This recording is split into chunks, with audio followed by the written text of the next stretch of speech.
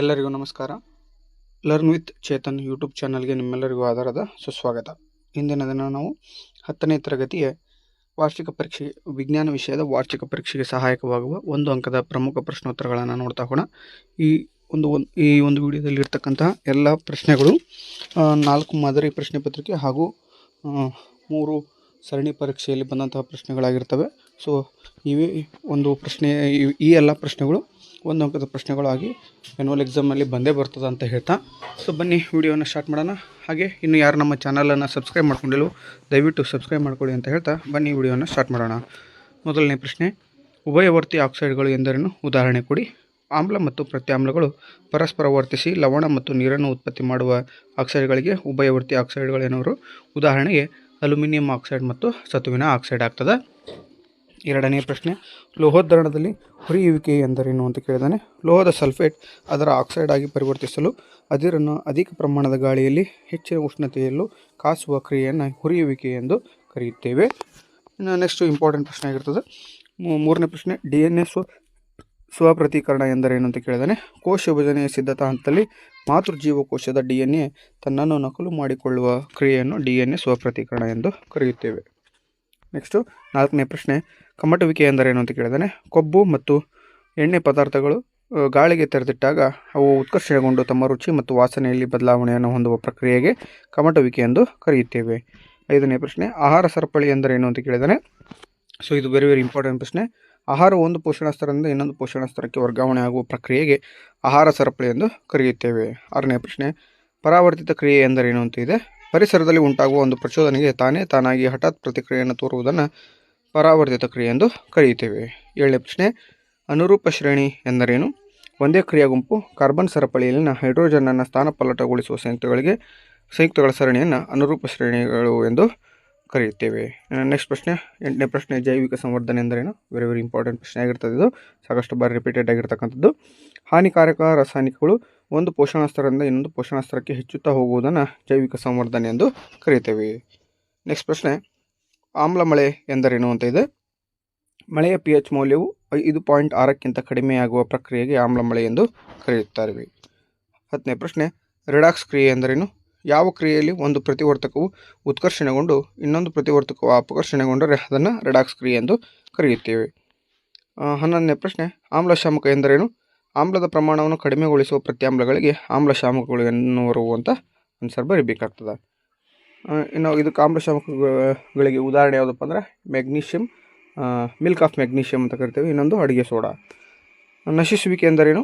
ಲೋಹವು ತನ್ನ ಸುತ್ತಲಿನ ವಸ್ತುಗಳಾದ ತೇವಾಂಶ ಆಮ್ಲಗಳಿಂದ ಆಕ್ರಮಿಸಲ್ಪಟ್ಟು ನಾಶವಾಗುತ್ತದೆ. ಈ ಪ್ರಕ್ರಿಯೆಗೆ ತನ್ನ ನೈಜ ಗುಣವನ್ನು ಕಳೆದುಕೊಳ್ಳುತ್ತದೆ ಅಥವಾ ನಾಶವಾಗುತ್ತದೆ. ಈ ಪ್ರಕ್ರಿಯೆಗೆ ನಶಿಸುವಿಕೆ ಎಂದು ಕರೆಯುತ್ತೇವೆ. ನೆಕ್ಸ್ಟ್ ಪ್ರಶ್ನೆ, ಎಸ್ಟರೀಕರಣ ಕ್ರಿಯೆ ಎಂದರೇನು. ಆಮ್ಲ ಮತ್ತು ಆಲ್ಕೋಹಾಲ್ ಪರಸ್ಪರ ವರ್ತಿಸಿ ಎಸ್ಟರ್ ಉಂಟಾಗುವ ಪ್ರಕ್ರಿಯೆಗೆ ಎಸ್ಟರೀಕರಣ ಎನ್ನುವರು. 14ನೇ ಪ್ರಶ್ನೆ, ಕೆಟನೀಕರಣ ಎಂದರೇನು. ಸಾಕಷ್ಟು ಬಾರಿ ರಿಪೀಟೆಡ್ ಆದಂಥ ಪ್ರಶ್ನೆ. ಇದು ವೆರಿ ಇಂಪಾರ್ಟೆಂಟ್ ಅಂತಲೇ ಹೇಳ್ಬೋದು. ಕಾರ್ಬನ್ ಇತರೆ ಪರಮಾಣುಗಳೊಂದಿಗೆ ನಡುವೆ ಬಂಧವನ್ನು ಏರ್ಪಡಿಸಿಕೊಂಡು ಬೃಹತ್ ಅಣುವನ್ನು ಉಂಟು ಮಾಡುತ್ತದೆ. ಆದ್ದರಿಂದ ಇದನ್ನು ಕೆಟನೀಕರಣ ಎನ್ನುವರು ಅಂತ ಬರೀಬೇಕಾಗ್ತದೆ. ಇನ್ನೊಂದು ಡೆಫಿನಿಷನ್ ಇನ್ನೊಂದು ಥರನೇ ಇದೆ.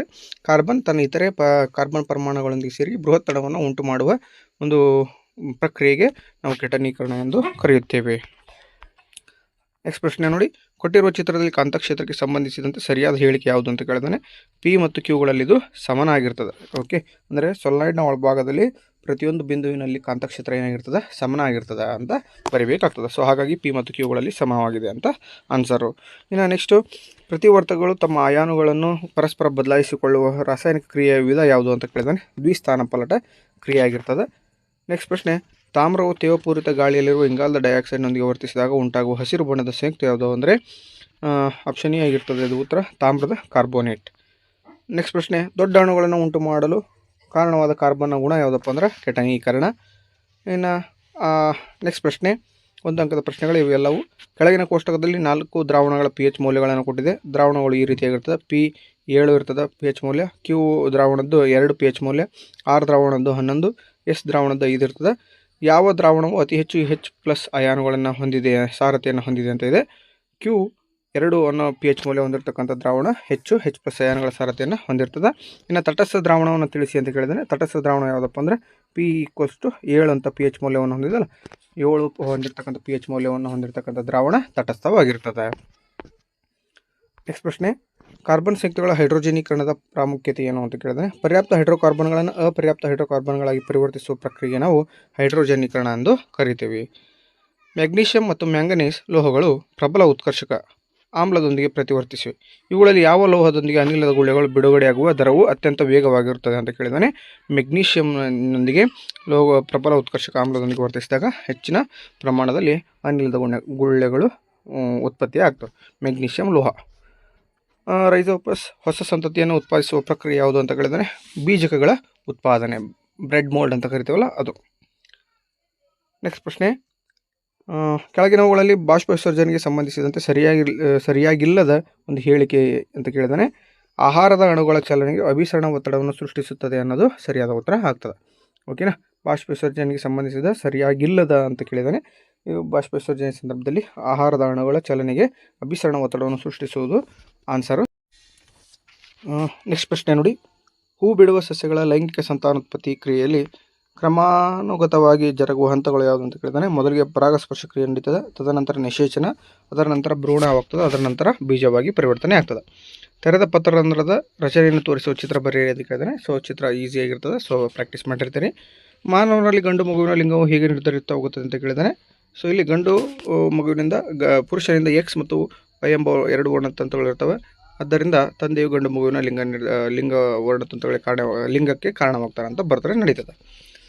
ಕೆಳಗೆ ಕೊಟ್ಟಿರುವ ಎ ಮತ್ತು ಬಿ ಚಿತ್ರಗಳಲ್ಲಿ ವ್ಯಕ್ತಪಡಿಸಿರುವ ಸಸ್ಯಾನುವರ್ತನೆಗಳಿಗೆ ಗಮನಿಸಿ. ಈ ಸಸ್ಯಗಳು ಸಸ್ಯಾನುವರ್ತನೆಗಳಲ್ಲಿ ಇರುವ ವ್ಯತ್ಯಾಸವೇನು ಅಂತ ಕೇಳಿದರೆ, ಸೊ ಮುಟ್ಟಿದರ ಮುನಿ ಸಸ್ಯ ಕೊಟ್ಟಿದ್ದ, ಇನ್ನೊಂದು ಬಳ್ಳಿ ಕೊಟ್ಟಿದ್ದ ಚಿತ್ರನ. ಸೊ ಮುಟ್ಟಿದರ ಮುನಿ ಸಸ್ಯದಲ್ಲಿ ಈ ಚಲನೆಯು ಬೆಳವಣಿಗೆಯನ್ನು ಒಳಗೊಂಡಿಲ್ಲ, ಬಳ್ಳಿಯಲ್ಲಿ ಈ ಚಲನೆಯು ಬೆಳವಣಿಗೆಯನ್ನು ಒಳಗೊಂಡಿದೆ. ಮುಟ್ಟಿದರ ಮುನಿ ಸಸ್ಯದ ಒಂದು ಚಿತ್ರದಲ್ಲಿ ಜೀವಕೋಶಗಳು ತಮ್ಮೊಳಗಿನ ನೀರಿನ ಪ್ರಮಾಣವನ್ನು ಬದಲಾಯಿಸಿ ತಮ್ಮ ಆಕಾರವನ್ನು ಬದಲಿಸ್ತವೆ. ಬಳ್ಳಿಗಳಲ್ಲಿ ಇದು ಆಕ್ಸಿನ್ ಹಾರ್ಮೋನ್ನ ಉತ್ಪಾದನೆ ಪ್ರಮಾಣದ ಬದಲಾವಣೆಯಿಂದ ಉಂಟಾಗ್ತದೆ. ಇನ್ನು ನೆಕ್ಸ್ಟ್ ಪ್ರಶ್ನೆ, ವೆರಿ ಇಂಪಾರ್ಟೆಂಟ್, ರೋಧಶೀಲತೆಯ SI ಏಕಮಾನ ಯಾವುದು ಅಂತ ಕೇಳಿದಾನೆ. ಓಮ್ ಮೀಟರ್ ಅನ್ನೋದು ಸರಿಯಾದ ಉತ್ತರ ಆಗ್ತದೆ. ಮಸೂರದ ಪ್ರಧಾನ ಸಂಗಮ ಮತ್ತು ದೃಕ್ ಕೇಂದ್ರಗಳ ನಡುವಣ ದೂರವು ಆಪ್ಷನ್ ಸಿ ಸಂಗಮ ದೂರ ಆಗಿರ್ತದೆ. ಮುಂದಿನ ಪ್ರಶ್ನೆ, ಬಲಗೈ ಹೆಬ್ಬೆರಳು ನಿಯಮದಲ್ಲಿ ಹೆಬ್ಬೆರಳು ಏನನ್ನು ಸೂಚಿಸ್ತದೆ ಅಂತ ಕೇಳಿದರೆ ವಿದ್ಯುತ್ ಪ್ರವಾಹವನ್ನು ಸೂಚಿಸ್ತದೆ. ಉಳಿದ ಬೆರಳುಗಳು ಕಾಂತಕ್ಷೇತ್ರವನ್ನು ಸೂಚಿಸ್ತವೆ. ಗೃಹ ಬಳಕೆ ವಿದ್ಯುತ್ ಮಂಡಲದಲ್ಲಿ ಫ್ಯೂಸ್ನ ಪಾತ್ರವನ್ನು ತಿಳಿಸಿ ಅಂತ ಇದೆ. ನಿಗದಿತ ಪ್ರಮಾಣಕ್ಕಿಂತ ಹೆಚ್ಚಿನ ಪ್ರಮಾಣದ ವಿದ್ಯುತ್ ಪ್ರವಹಿಸಿದಾಗ ಫ್ಯೂಸ್ನ ತಂತಿಯ ತಾಪವು ಹೆಚ್ಚಾಗಿ ತನ್ನನ್ನು ತಾನು ಕರಗಿಸಿಕೊಳ್ತದ ಅಂತ ಬರೆದ್ರೆ ನಡೆಯುತ್ತದೆ. ಓಕೆ, 1 ಮಾರ್ಕು ಈಸಿಯಾಗಿ ಸಿಗ್ತದೆ ನಿಮಗೆ. ಸೂರ್ಯನ ಬೆಳಕಿಗೆ ತೆರೆದಿಟ್ಟ ಬೆಳ್ಳಿಯ ಕ್ಲೋರೈಡ್ ಬೂದು ಬಣ್ಣಕ್ಕೆ ತಿರುಗುತ್ತದೆ, ಏಕೆಂದರೆ ಬೆಳ್ಳಿಯ ಕ್ಲೋರೈಡ್ ವಿಭಜನೆಗೊಂಡು ಬೆಳ್ಳಿ ಉಂಟಾಗ್ತದೆ. ಹಾಗಾಗಿ ಸೂರ್ಯನ ಬೆಳಕಿಗೆ ತೆರೆದಿಟ್ಟ ಬೆಳ್ಳಿಯ ಕ್ಲೋರೈಡ್ ಬೂದು ಬಣ್ಣಕ್ಕೆ ತಿರುಗ್ತದೆ. A+B ಅಂದರೆ ಎ ಮತ್ತು ಬಿಯ ಲವಣ ದ್ರಾವಣ, ಎ ಲವಣ ದ್ರಾವಣ, ಬಿ ಈ ಪದ ಸಮೀಕರಣದಲ್ಲಿ ಎ ಮತ್ತು ಬಿಗಳು ಲೋಹಗಳಾಗಿವೆ. ಈ ಲೋಹಗಳು ಕ್ರಮವಾಗಿ ಯಾವುದಪ್ಪ ಅಂದರೆ ಮೆಗ್ನೀಷಿಯಂ ಮತ್ತು ಸತು ಆಗಿರ್ತದೆ. ಮೆಗ್ನೀಷಿಯಂ ಮತ್ತು ಸತು. ಎಕ್ಸ್ ಎಂಬ ತಿಳಿ ದ್ರಾವಣದ ಮೂಲಕ CO2 ಅನಿಲವನ್ನು ಹಾಯಿಸಿದಾಗ ಈ ದ್ರಾವಣವು ಹಾಲಿನ ಬಣ್ಣಕ್ಕೆ ತಿರುಗುತ್ತದೆ. CO2 ಪೂರೈಕೆಯನ್ನು ಮುಂದುವರಿಸಿದಾಗ ಹಾಲಿನ ಬಣ್ಣವು ಈ ದ್ರಾವಣವು ವೈ ದ್ರಾವಣದ ಉಂಟಾಗುವಿಕೆಯಿಂದ ತಿಳಿಯಾಗುತ್ತದೆ. ಈ ಕ್ರಿಯೆಯಲ್ಲಿ ಎಕ್ಸ್ ಮತ್ತು ವೈಗಳು ಯಾವುವು ಅಂತ ಕೇಳಿದರೆ ಕ್ಯಾಲ್ಸಿಯಂ ಹೈಡ್ರಾಕ್ಸೈಡ್ ಮತ್ತು ಕ್ಯಾಲ್ಸಿಯಂ ಹೈಡ್ರೋಜನ್ ಕಾರ್ಬೋನೇಟ್ ಸರಿಯಾದ ಉತ್ತರ ಆಗ್ತದೆ. ಕ್ಯಾಲ್ಸಿಯಂ ಹೈಡ್ರಾಕ್ಸೈಡ್ ಮತ್ತು ಕ್ಯಾಲ್ಸಿಯಂ ಹೈಡ್ರೋಜನ್ ಕಾರ್ಬೋನೇಟ್. ಅಮಾಲ್ಗಮ್ ಎಂದರೇನು ಅಂತ ಇದೆ. ಮಿಶ್ರಲೋಹದ ಒಂದು ಘಟಕವು ಪಾದರಸವಾಗಿದ್ದರೆ ಅದನ್ನು ಅಮಾಲ್ಗಮ್ ಎಂದು ಕರೆಯುತ್ತೇವೆ. ಅತ್ಯಂತ ಸರಳ ಹೈಡ್ರೋಕಾರ್ಬನ್ ಹೆಸರಿಸಿ ಅಂತ ಕೇಳಿದರೆ ಮೀಥೇನ್ CH4 ಸರಿಯಾದ ಉತ್ತರ ಆಗ್ತದೆ. ಸಾಕಷ್ಟು ಬಾರಿ ರಿಪೀಟೆಡ್ ಆಗಿರ್ತಕ್ಕಂಥದ್ದು, ನೋಡ್ಕೊಂಡು ಹೋಗಿ. ಈಸಿಯಾಗಿ 1 ಮಾರ್ಕನ್ನು ಪಡಿಬೋದು ನೀವು. ಸರಳ ಹೈಡ್ರೋಕಾರ್ಬನ್ ಯಾವುದಪ್ಪ ಅಂದ್ರೆ ಮೀಥೇನ್ ಆಗಿರ್ತದೆ. ಅಪರ್ಯಾಪ್ತ ಹೈಡ್ರೋಕಾರ್ಬನ್ನ ತಪ್ಪಾದ ಇಲೆಕ್ಟ್ರಾನ್ ಚುಕ್ಕಿ ವಿನ್ಯಾಸವನ್ನು ಸರಿಪಡಿಸಿ ಬರೆಯಿರಿ ಅಂತ ಕೇಳಿದ್ದ. ಸೊ ಈಥೀನಿಂದು ಈ ರೀತಿಯಾದಂತಹ ಚುಕ್ಕಿ ವಿನ್ಯಾಸ ಬರೀಬೇಕಾಗ್ತದೆ ನೀವು. ಭ್ರೂಣವು ತಾಯಿಯ ರಕ್ತದ ಪೋಷಣೆಯನ್ನು ಈ ವಿಶೇಷ ರಚನೆಯ ಸಹಾಯದಿಂದ ಪಡೆಯುತ್ತದೆ ಅಂತ ಇದೆ. ಆಪ್ಷನ್ ಡಿ ಜರಾಯು ಎಂಬ ವಿಶೇಷಾಂಶದಿಂದ ಭ್ರೂಣ ತಾಯಿಯ ರಕ್ತದಿಂದ ಪೋಷಣೆಯನ್ನು ಪಡೀತದೆ. ಮೆಂಡಲ್ರವರು ಪರಕೀಯ ಪರಾಗಸ್ಪರ್ಶವನ್ನು ನಡೆಸಿದ ತಳಿ ಪೀಳಿಗೆ ಯಾವುದಪ್ಪ ಅಂದರೆ ಪೋಷಕ ಆಗಿರ್ತದೆ. ಆಪ್ಷನ್ ಎ ಪೋಷಕ ಜೀವಿ. ನೆಕ್ಸ್ಟ್ ಪ್ರಶ್ನೆ, ಒಬ್ಬ ವ್ಯಕ್ತಿಯು ಹಾವನ್ನು ನೋಡಿದ ತಕ್ಷಣವೇ ಓಡುತ್ತಾನೆ, ನಂತರ ಅವನ ಕಾಲಿನ ಸ್ನಾಯುಗಳಲ್ಲಿ ಸೆಳೆತವನ್ನು ಅನುಭವಿಸುತ್ತಾನೆ, ಏಕೆಂದರೆ ಸ್ನಾಯುಗಳಲ್ಲಿ ಪೈರುವೇಟ್ ಲ್ಯಾಕ್ಟಿಕ್ ಆಮ್ಲವಾಗಿ ಪರಿವರ್ತನೆ ಆಗಿರ್ತದೆ. ಹಾಗಾಗಿ ಅವನ ಸ್ನಾಯುಗಳಲ್ಲಿ ಸೆಳೆತ ಉಂಟಾಗ್ತದೆ. ದ್ಯುತಿ ಸಂಶ್ಲೇಷಣೆ ಎಂದರೇನು?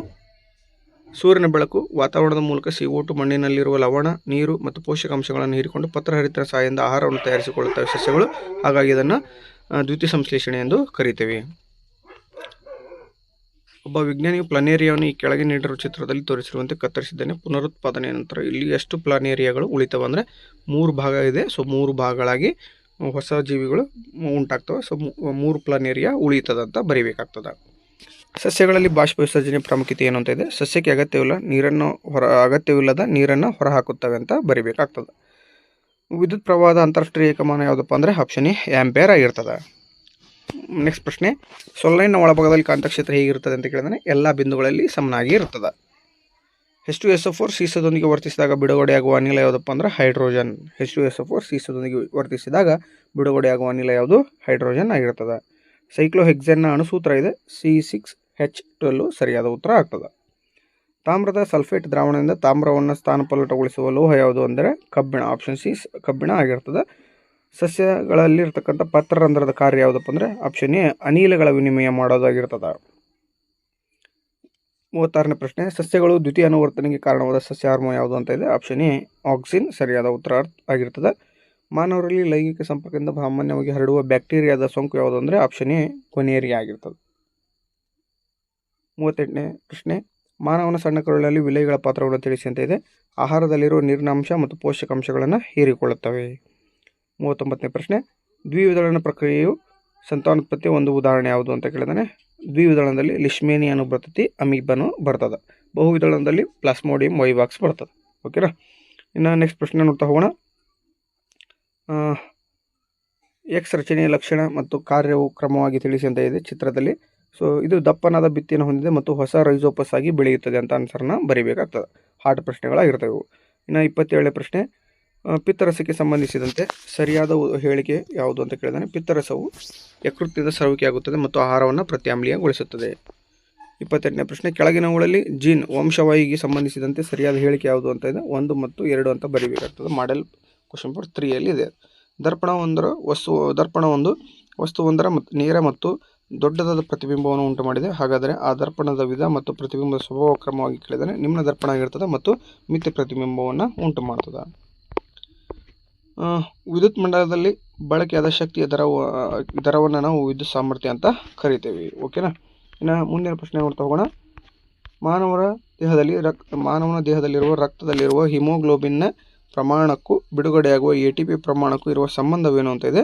ರಕ್ತದಲ್ಲಿರುವ ಹಿಮೋಗ್ಲೋಬಿನ್ ಪ್ರಮಾಣ ಹೆಚ್ಚಾದಂತೆ ಜೀವಕೋಶಗಳಿಗೆ ಆಕ್ಸಿಜನ್ ಪೂರೈಕೆ ಹೆಚ್ಚಾಗುತ್ತದೆ. ಆದ್ದರಿಂದ ಬಿಡುಗಡೆಯಾಗುವ ATP ಪ್ರಮಾಣವು ಹೆಚ್ಚಾಗುತ್ತದೆ. ಸಸ್ಯಗಳಲ್ಲಿ ಅಬ್ಸಿಸಿಕ್ ಆಮ್ಲದ ಕಾರ್ಯವೇನು ಅಂತ ಇದೆ. ಸಸ್ಯದ ಬೆಳವಣಿಗೆಯನ್ನು ಕುಂಠಿತಗೊಳಿಸುತ್ತದೆ ಇದು ಅಬ್ಸಿಸಿಕ್ ಆಮ್ಲ. ಚಿಹ್ನೆಗಳ ಚಿತ್ರ ಬರೆಯಿರಿ ಅಂತ ಕೇಳಿದ್ರೆ ರಿಯೋಸ್ಟಾಟ್ ಈ ರೀತಿಯಾದಂಥ ಚಿತ್ರ ಇರ್ತದೆ. ಇನ್ನು ಸೇರ್ಪಡೆಯಿಲ್ಲದ ದಾಟಿದ ತಂತಿ ಈ ರೀತಿಯಾದ ರಚನೆಯನ್ನು ಹೊಂದಿರ್ತದೆ. ಮನೆಯ ಮೀಟರ್ ಬೋರ್ಡಲ್ಲಿ ಫ್ಯೂಸನ್ನು ಸಜೀವ ತಂತಿಗೆ ಸಂಪರ್ಕಿಸುವ ಬದಲು ತಟಸ್ಥ ತಂತಿಗೆ ಇದನ್ನು ಸಂಪರ್ಕಿಸಿದರೆ ಆಗುವ ಪರಿಣಾಮ ಅಂತ ಕೇಳಿದ್ರೆ ಫ್ಯೂಸ್ನ ಕಾರ್ಯನಿರ್ವಹಿಸುವುದರಿಂದ ವಿದ್ಯುತ್ ಉಪಕರಣಗಳು ಕಾರ್ಯನಿರ್ವಹಿಸುವುದಿಲ್ಲ. ಹಾಗಾಗಿ ವಿದ್ಯುತ್ ಉಪಕರಣಗಳು ಹಾನಿಗೊಳಗಾಗ್ತವೆ. ಮುಂದಿನ ಪ್ರಶ್ನೆ, ಚಲುವೆ ಪುಡಿಯ ರಾಸಾಯನಿಕ ಸೂತ್ರ ಯಾವುದು ಅಂತ ಹೇಳಿದರೆ CaOCl2. ಸಮೀಕರಣ ಗಮನಿಸಿ ಸರಿಯಾದ ಹೇಳಿಕೆಯನ್ನು ಗುರುತಿಸಿ ಅಂತ ಇದೆ. ತಾಮ್ರವು ಬೆಳ್ಳಿಗಿಂತ ಹೆಚ್ಚು ಆದರೆ ಕಬ್ಬಿಣಕ್ಕಿಂತ ಕಡಿಮೆ ಕ್ರಿಯಾಶೀಲವಾಗಿರ್ತದೆ. ಸಸ್ಯ ಪತ್ರರಂಧ್ರದ ಕಾರ್ಯ ಅನಿಲಗಳ ವಿನಿಮಯ ಆಗಿರ್ತದೆ. ಸಸ್ಯಗಳು ದ್ವಿತೀಯ ಅನುವರ್ತನೆಗೆ ಕಾರಣವಾದ ಸಸ್ಯ ಹಾರ್ಮೋನ್ ಆಕ್ಸಿನ್ ಆಗಿರ್ತದೆ. ರಿಪೀಟೆಡ್ ಸಾಕಷ್ಟು ಬಾರಿ ಬಂದೈತದೆ. ಮಾನವರ ಲೈಂಗಿಕ ಸಂಪರ್ಕದಿಂದ ಹರಡುವ ಸಾಮಾನ್ಯ ರೋಗ ಯಾವುದು. Gonorrhoea very very important. ಗೋಳಿಯ ದರ್ಪಣದ ಪ್ರತಿಫಲಿಸುವ ಮೇಲ್ಮೈ ವ್ಯಾಸ ಅಪರ್ಚರ್ ಆಗಿರ್ತದೆ. ಇದಾಗಿತ್ತು ಇಂದಿನ ವಿಡಿಯೋದಲ್ಲಿ ನಾವು 1 ಅಂಕದ ಪ್ರಮುಖ ಪ್ರಶ್ನೋತ್ತರಗಳನ್ನು ನೋಡ್ತಾ ಇದ್ವಿ. ಸೊ ಈ ಒಂದು ಪ್ರಶ್ನೋತ್ತರಗಳ ವಿಡಿಯೋ ಸರಣಿಯಿಂದ ನಿಮಗೆ ಸಾಕಷ್ಟು ಹೆಲ್ಪ್ ಆಗುತ್ತೆ. ಯಾಕಪ್ಪ ಅಂದರೆ ನಾವು ತಂದಿರತಕ್ಕಂಥ ಎಲ್ಲ ಪ್ರಶ್ನೆಗಳು ಕೂಡ ರಿಪೀಟೆಡ್ ಆದಂತಹ ಪ್ರಶ್ನೆಗಳಾಗಿರ್ತವೆ. ನಾಳೆ 23ಕ್ಕೆ ನಡೀತಂತಹ ಮಾರ್ಚ್ 23ಕ್ಕೆ ಇರತಕ್ಕಂತಹ ವಿಜ್ಞಾನ ವಿಷಯದ ವಾರ್ಷಿಕ ಪರೀಕ್ಷೆಯಲ್ಲಿ ಇದೇ ಒಂದು ವಿಡಿಯೋದಿಂದಲೇ ಹೆಚ್ಚು ಪ್ರಶ್ನೆಗಳು ಖಂಡಿತವಾಗಿ ಬರುತ್ತವೆ ಅಂತ ಭರವಸೆಯನ್ನು ನೀಡುತ್ತಾ, ಹಾಗೆ ಈ ವಿಡಿಯೋ ಇಷ್ಟ ಆಗಿದ್ದರೆ ದಯವಿಟ್ಟು ಲೈಕ್ ಮಾಡಿ, ಶೇರ್ ಮಾಡಿ, ಕಮೆಂಟ್ ಮಾಡಿ, ಹಾಗೆ ಸಬ್ಸ್ಕ್ರೈಬ್ ಮಾಡ್ಕೊಳ್ಳೋದನ್ನು ಮರಿಬೇಡಿ. ಯಾಕಪ್ಪ ಅಂದರೆ ಸಾಕಷ್ಟು ಜನ ವಿಡಿಯೋಗಳನ್ನು ನೋಡ್ತಾ ಇದ್ದೀರಾ, ಕಡಿಮೆ ಜನ ಮಾತ್ರ ಸಬ್ಸ್ಕ್ರೈಬ್ ಮಾಡ್ಕೊಳ್ತಿದ್ದೀರಾ. ದಯವಿಟ್ಟು ಸಬ್ಸ್ಕ್ರೈಬ್ ಮಾಡ್ಕೊಳ್ಳಿ. ನಿಮ್ಮ ಒಂದೊಂದು ಸಬ್ಸ್ಕ್ರಿಪ್ಷನ್ ನಮಗೆ ಹೆಚ್ಚು ವಿಡಿಯೋಗಳನ್ನ ಮಾಡಲಿಕ್ಕೆ ಉತ್ಸಾಹವನ್ನು ನೀಡುತ್ತೆ ಅಂತ ಹೇಳ್ತಾ, ಇಷ್ಟೊತ್ತು ವಿಡಿಯೋ ನೋಡಿರ್ತಕ್ಕಂಥ ನಿಮ್ಮೆಲ್ಲರಿಗೆ ತುಂಬ ಹೃದಯದ ಧನ್ಯವಾದಗಳನ್ನು ತಿಳಿಸಲಿಕ್ಕೆ ಇಷ್ಟಪಡ್ತೇನೆ. Thank you so much.